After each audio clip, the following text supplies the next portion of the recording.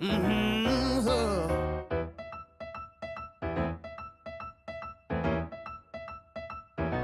Mainan selendang lah mainan. Leo ke kiri kanan, lengganglah ke kanan sayang. Mainan selendang lah mainan. Leo ke kiri kanan, lengganglah ke kanan sayang. Selama tunang duduklah bertenang. Hei, tidur tak nyenyak kenyang, makanlah tak kenyang. Selama tunang. Hai adik-adik, apa kabar? Semoga dalam keadaan sehat semua ya. Selamat datang di video pembelajaran IPA berbasis kearifan lokal. Pada video pembelajaran ini, kita akan membahas kaitan kearifan lokal, khususnya Jambi, dengan materi tentang tekanan zat. Penasaran bukan? Ayo kita simak videonya sama-sama. Jambi merupakan salah satu provinsi yang ada di Indonesia. Jambi terletak di Pulau Sumatera. Mayoritas masyarakat Jambi bersuku Melayu. Seperti daerah lainnya yang ada di Indonesia, Jambi juga memiliki beraneka ragam flora dan fauna, serta seni dan budaya yang perlu untuk dilestarikan.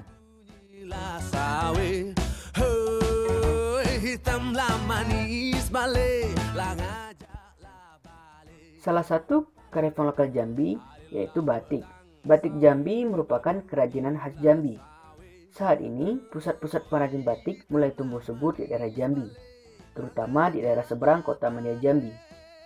Kebiasaan masyarakat yang turun-temurun dalam pembuatan batik merupakan suatu kearifan lokal yang ada di Jambi. Ada dua cara pembuatan batik yang digunakan, yaitu batik tulis dan batik cap. Batik Jambi memiliki corak atau motif yang beraneka ragam, dan menjadikannya salah satu ciri khas yang dimiliki oleh masyarakat Jambi. Tahukah kamu, ternyata pada proses pembuatan batik cap ini terdapat konsep IPA-nya loh, yaitu konsep tentang tekanan. Penasaran bukan? Untuk itu, mari kita simak penjelasan berikut. Tekanan adalah dorongan atau gaya yang diberikan pada suatu benda seluas bidang tekan benda tersebut. Atau secara mudahnya dapat diberi pengertian, tekanan adalah gaya yang bekerja pada suatu bidang persatuan luas bidang tersebut. Dari proses pembuatan batik cap ini, pengrajin batik secara tidak langsung telah menerapkan konsep IPA pada proses pembuatan batik. Tekanan zat ini terbagi menjadi 3 bagian. Pertama, tekanan zat padat. Yang kedua, tekanan zat cair. Dan yang ketiga, tekanan gas. Selain pembuatan batik, Jambi juga dikenal dengan candinya, yaitu Candi Muaro Jambi. Candi Muaro Jambi merupakan candi peninggalan Kerajaan Sriwijaya. Kompleks Candi Muaro Jambi ini luasnya sekitar 260 hektar dan terdapat berbagai artefak peninggalan zaman Kerajaan Sriwijaya. Situs purbakala ini dibangun pada abad ke-4 hingga ke-11 Masehi. Bahan utama penyusun Candi Muaro Jambi adalah batu bata. Bata Candi Muaro Jambi dibuat sendiri oleh masyarakat sekitar pada zaman dahulu kala. Tahukah kamu proses pembuatan batu bata? Batu bata dapat dibuat dengan menggunakan cetakan tradisional maupun dengan menggunakan mesin. Pada video kali ini kita akan melihat proses pembuatan batu bata dengan menggunakan mesin. Salah satu sentra pembuatan batu bata yang ada di Jambi yaitu terdapat di Setiti. Setiti merupakan daerah yang berada di Kecamatan Jambi Luar Kota, Kabupaten Muaro Jambi. Masyarakat telah mengenal teknik pembuatan batu bata sejak zaman dahulu kala dan diwariskan secara turun-temurun oleh masyarakat Jambi. Hal ini dibuktikan dengan bahan penyusun Candi Muaro Jambi, yaitu batu bata. Dalam pembuatan batu bata, masyarakat Jambi, khususnya Setiti, telah mengalami perkembangan seiringan dengan pengembangan teknologi. Alat cetak secara tradisional atau secara manual telah beralih dengan menggunakan mesin cetak baru, yaitu dengan menggunakan mesin. Hal ini membuktikan bahwa kebutuhan batu bata masyarakat Jambi telah meningkat seiring dengan perkembangan zaman. Tahukah kamu, ternyata pada proses pembuatan batu bata terdapat konsep IPA-nya loh. Nah, konsep yang diterapkan pada proses pembuatan batu bata ini yaitu konsep tentang tekanan zat padat. Untuk penjelasan lebih lanjut, simak penjelasan berikut. Proses pencetakan batu bata dari dalam mesin cetak dibentuk padat karena ditekan. Lalu, di dalam proses pemotongan juga ada tekanan. Pada prinsipnya, tekanan adalah gaya yang bekerja pada suatu bidang per satuan luas bidang tersebut. Pada saat tanah liat dimasukkan ke dalam mesin cetak batu bata, mesin akan memadamkan tanah liat, kemudian akan mendorong tanah liat ke dalam cetakan sehingga mengeluarkan bentuk yang diinginkan. Pada saat pemotongan, juga ada tekanan. Pengrajin batu bata memberikan gaya kepada pisau sehingga pisau bisa memotong tanah liat yang telah dicetak sebelumnya dan memberikan bentuk yang diinginkan. Secara matematis dapat dituliskan P sama dengan F per A.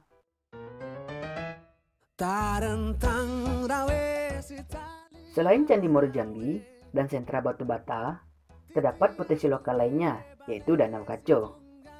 Danau Kaco berada di kawasan Taman Nasional Kerinci Seblat, yang sudah dikukuhkan menjadi Situs Warisan Dunia UNESCO. Danau Kaco memiliki luas sekitar 90 meter persegi. Danau ini dapat memantulkan cahaya bulan saat purnama. Begitu bening dan jernihnya Danau Kaco, sampai mampu memantulkan cahaya redup sekalipun di malam hari. Danau Kaco ini bukan hanya menarik perhatian wisatawan dari dalam negeri, melainkan juga dari mancanegara. Selain akan keindahannya, ternyata Danau Kaco ini memiliki kaitan dengan konsep IPA, yaitu pada materi tekanan zat cair.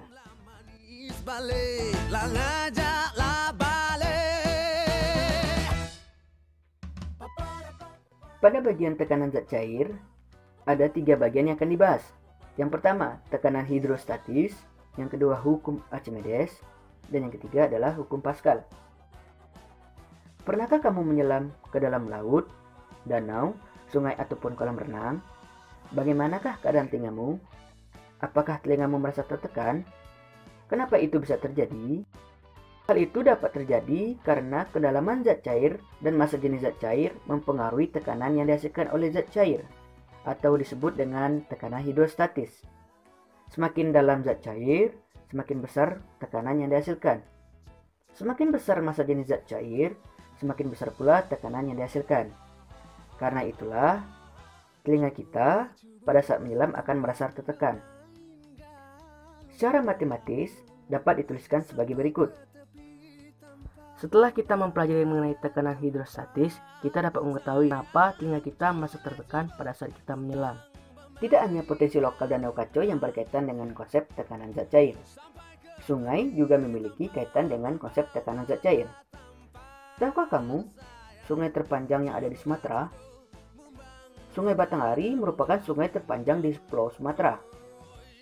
Sungai Batanghari panjangnya sekitar 1740 km dan lebar sungai pada kisaran antara 200 sampai 650 meter. Daerah aliran Sungai Batanghari meliputi Kabupaten Solok Selatan, Kabupaten Tebo, Kabupaten Bungo, Kabupaten Batanghari, Kabupaten Tanjung Jabung Timur, Kabupaten Muaro Jambi, dan Kabupaten Damasraya. Masyarakat yang tinggal di sekitar sungai menjadikan sungai sebagai sumber kehidupan mereka, mulai dari aktivitas sehari-hari dan sampai sebagai alat untuk transportasi dalam menyeberangi sungai dan lain sebagainya. Tahukah kamu, selain menjadi sumber kehidupan masyarakat yang tinggal di pinggiran sungai, ternyata sungai, khususnya Sungai Batanghari, juga terdapat konsep IPA-nya, yaitu konsep tentang hukum Archimedes. Untuk penjelasan lebih lanjut, mari simak penjelasan berikut.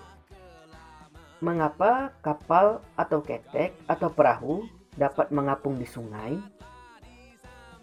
Hal itu dapat dijelaskan oleh hukum Archimedes. Hukum Archimedes berbunyi, jika benda dicelupkan ke dalam zat cair, maka benda itu akan mendapat gaya ke atas yang sama besar dengan zat cair yang didesak oleh benda tersebut.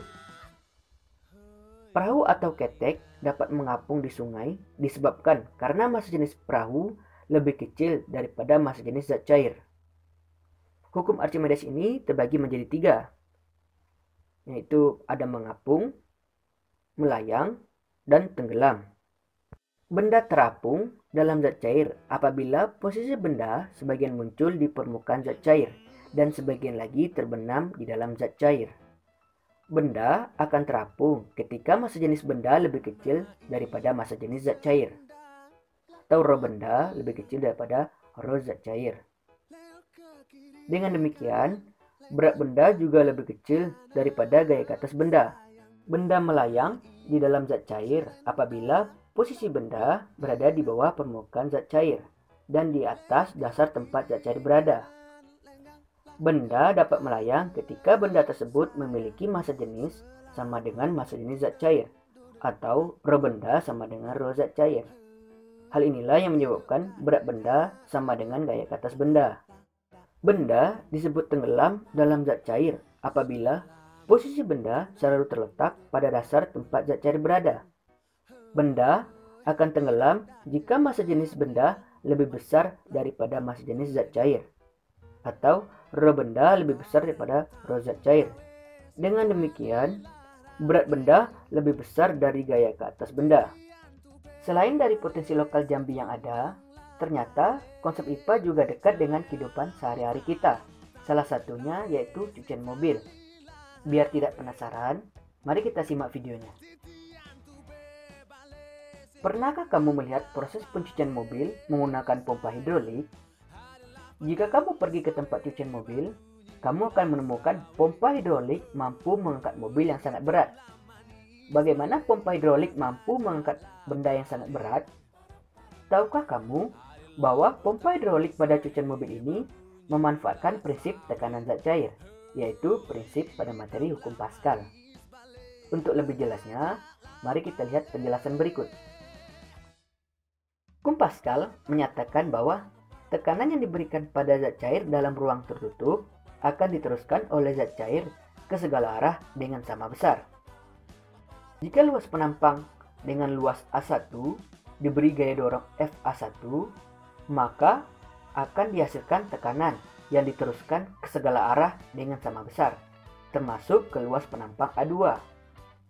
Pada luas penampang A2, muncul gaya angkat F2. Jika A2 lebih besar dari A1, maka akan diperoleh gaya angkat F2 lebih besar dari F1. Ini merupakan prinsip kerja dari pompa hidrolik. Pompa hidrolik terdapat dua luas penampang, yaitu luas penampang kecil atau A1 dan luas penampang besar atau A2.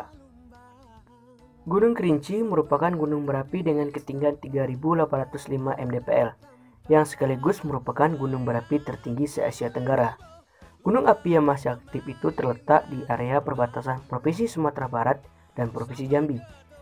Gunung ini memiliki berbagai julukan, diantaranya yaitu Gunung Gadang, Gunung Kerinci berapi, dan Puncak Indrapura. Gunung yang termasuk dalam jenis stratovolcano ini secara administrasi berada di kawasan Taman Nasional Kerinci Seblat atau masuk dalam kawasan Provinsi Jambi dan telah ditetapkan sebagai situs warisan dunia pada tahun 2006. Ternyata konsep tekanan gas juga terdapat pada daerah pegunungan. Suatu daerah yang memiliki struktur geografis yang lebih tinggi, misalkan di daerah Gunung Kerinci, terdapat partikel-partikel udara yang lebih sedikit.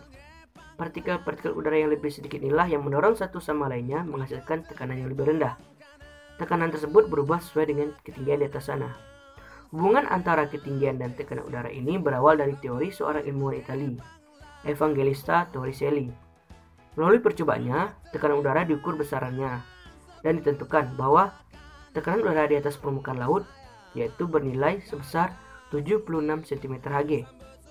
Setiap naik 100 meter, tekanan udara berkurang 1 cm/Hg, atau semakin tinggi suatu tempat, maka tekanan udaranya semakin rendah.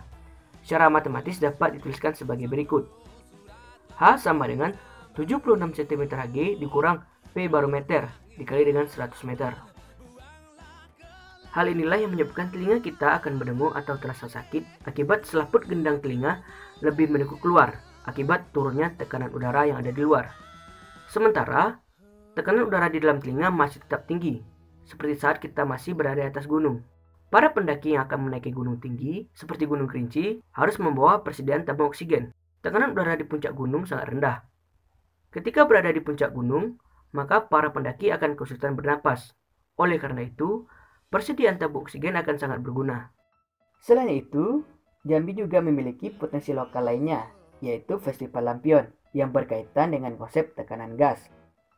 Festival Lampion Jambi diadakan di Komplek Candi Moro Jambi, dalam rangka memperingati Hari Raya Umat Buddha, yaitu Waisak. Perayaan ini merupakan perayaan Waisak terbesar kedua setelah yang ada di Candi Borobudur. Ada lebih dari 1000 pelita atau lampion yang dilepaskan. Pelita atau lampion ini merupakan sumbangan dari umat Buddha, yang mana lampion Dharma ini memiliki makna penerangan, di mana lampion yang dinyalakan ini dipercaya sebagai penerang jalan kehidupan seorang penganut Buddha. Pada perayaan Waisak ini juga merupakan kegiatan festival dari Candi Moro Jambi, yang di dalamnya terdapat nilai budaya, adat, seni, dan tentu menjadi kebanggaan bagi masyarakat Jambi dan masyarakat Indonesia. Ternyata, pada festival lampion ini terdapat konsep IPA, yaitu konsep tentang tekanan gas. Untuk lebih lanjut, mari kita simak penjelasan berikut. Tahukah kalian kenapa lampion dapat terbang? Setelah membahas tentang hubungan tekanan udara dengan ketinggian, kali ini kita akan membahas tentang hubungan tekanan udara dengan volume. Hal ini ada kaitannya dengan peristiwa terbangnya lampion. Jadi simak penjelasan berikut. Pada tahun 1662, Robert Boyle menemukan bahwa tekanan udara berbanding terbalik dengan volume. Jadi, semakin tinggi tekanan udara, maka semakin rendah volume suatu wadah. Sebaliknya, semakin rendah tekanan udara, maka semakin besar volume wadahnya. Persamaan dari hukum Boyle ini adalah sebagai berikut. P dikali V sama dengan konstan, atau P1 kali V1 sama dengan P2 dikali V2. Jadi, lampion dapat terbang atau mengangkasa karena tekanan udaranya turun. Bagaimana cara menurunkan tekanan udaranya? Yaitu dengan cara memanaskan lampion.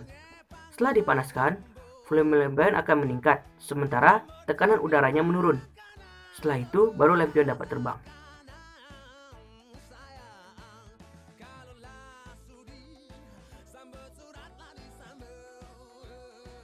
Demikianlah video pembelajaran kali ini. Semoga dapat menambah pengetahuan dan bermanfaat bagi kita semua. Sampai jumpa pada video pembelajaran lainnya ya.